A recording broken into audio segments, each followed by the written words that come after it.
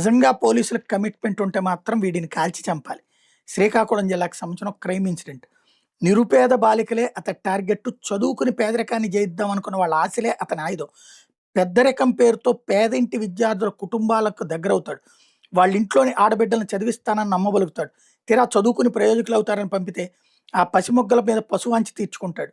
అనంతరం గుట్టు చప్పుడు కాకుండా వాళ్ళ కుటుంబాలకు అప్పజెప్పే ప్రయత్నం అప్పజెప్పేడు నిత్యకృత్యంగా మార్చుకున్నాడు. శ్రీకాకుళం జిల్లా పాతపట్నం నియోజకవర్గానికి చెందిన గిరిజన బాలిక మృత్యువాత పట్టడంతో ఆ మృగాడి నిజస్వరూపం వెలుగులోకి వచ్చింది.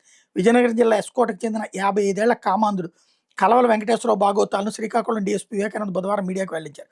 పాలిటెక్నిక్ చదివి సివిల్ కాంట్రాక్టర్ ఎదిగి డబ్బులు సంపాదించినటువంటి కలవల వెంకటేశ్వరరావు పనుల నిమిత్తం తన వద్దకు వచ్చే మహిళలతో సాన్నిధ్యం పెంచుకునేవాడు. వెంకటేశ్వరరావుకు సొంత జిల్లా విజయనగరం ఎస్కోట్లోనే కాకుండా విశాఖపట్నం పెందుర్తి పిఎస్ పరిధి సుజాత నగర్లో, శ్రీకాకుళం జిల్లా హీరమండలం తదితర ప్రాంతాల్లో సొంత ఇళ్లు ఉన్నాయి.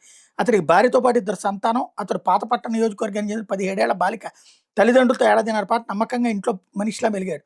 వారి పేదరికాన్ని అదనంగా చేసుకుని విజయనగరం జిల్లా ఎస్కోట్లోని కళాశాలలో చదివిస్తానని, మంచి చెడ్డలు చూసుకుంటానని, ట్యూషన్లు చెప్పిస్తానని నమ్మించాడు.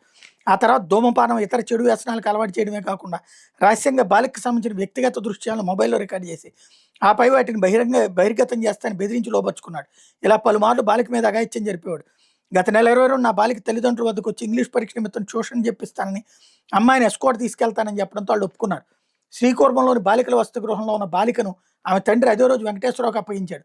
కారులో తీసుకెళ్లి వెంకటేశ్వర నిర్మానుష్య ప్రదేశంలో ఆపి బాలిక మీద అఘాయిత్యం జరిపాడు. మరుసటి రోజు ఉదయం విశాఖపట్నం చేరి నూతన వస్త్రాలు కొన్నాడు. ఆ తర్వాత సుజాత నగర్లోని అపార్ట్మెంట్లో తన ఫ్లాట్కి తీసుకెళ్లి పలుమార్లు అఘాయిత్యం జరిపాడు. ఈ క్రమంలో 24వ తేదీని బాలిక వెంకటేశ్వరం పెళ్లి చేసుకోమని కొంత డబ్బులిమ్మని ఒత్తిడి చేయడంతో ఇద్దరి మధ్య వాగ్వాదం పెరిగింది. దీంతో వెంకటేశ్వర బాలిక నోరు ముక్కు గాలి ఆడకుండా నొక్కి చంపేశాడు.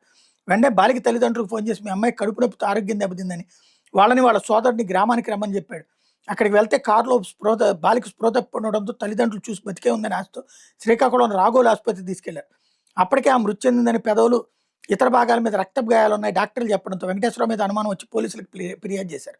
దీంతో Srikakulam DSP CH Vivekananda, Kotturu CI Chintada Prasad, rural CI Paidapu Naidu దర్యాప్తు ప్రారంభించారు.